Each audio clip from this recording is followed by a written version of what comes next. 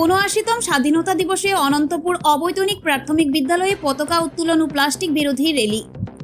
৭৯তম স্বাধীনতা দিবস যথাযোগ্য মর্যাদায় পালন করলেন দক্ষিণ দিনাজপুর জেলার কুশমন্ডি পূর্ব চক্রের অনন্তপুর অবৈতনিক প্রাথমিক বিদ্যালয়। সকালবেলা বিদ্যালয় প্রাঙ্গণে জাতীয় পতাকা উত্তোলন করেন বিদ্যালয়ের প্রাক্তন শিক্ষক আবুল কালাম আজাদ। অনুষ্ঠানে উপস্থিত ছিলেন অনন্তপুর ও জমুনডাঙ্গা দুই পঞ্চায়েতের সদস্য পদ্মনাথ বসাক ও জাহান্নারা খাতুন, বিদ্যালয়ের শিক্ষক শিক্ষিকা, ছাত্রছাত্রী এবং স্থানীয় বাসিন্দারা। পতাকা উত্তোলনের পাশাপাশি প্লাস্টিক ব্যবহার বিরোধী সচেতনতা বৃদ্ধির লক্ষ্যে বিদ্যালয় প্রাঙ্গণ থেকে একটি র্যালি বের হয়।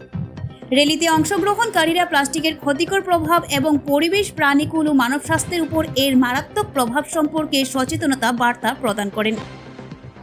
বক্তারা জানান, দৈনন্দিন জীবনে প্লাস্টিক ব্যবহারের মাত্রা কমাতে ও পরিবেশ রক্ষায় সকলকে একযোগে এগিয়ে আসা প্রয়োজন।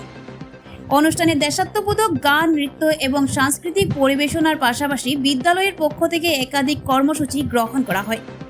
বিদ্যালয়ের ভারপ্রাপ্ত প্রধান শিক্ষক মানস গুহ জানান, শিশুদের মধ্যে দেশপ্রেমের চেতনা এবং পরিবেশ সচেতনতা গড়ে তুলতেই এ ধরনের উদ্যোগ নেওয়া হয়েছে। কুশমন্ডি থেকে তৌফিক আনোয়ারের রিপোর্ট।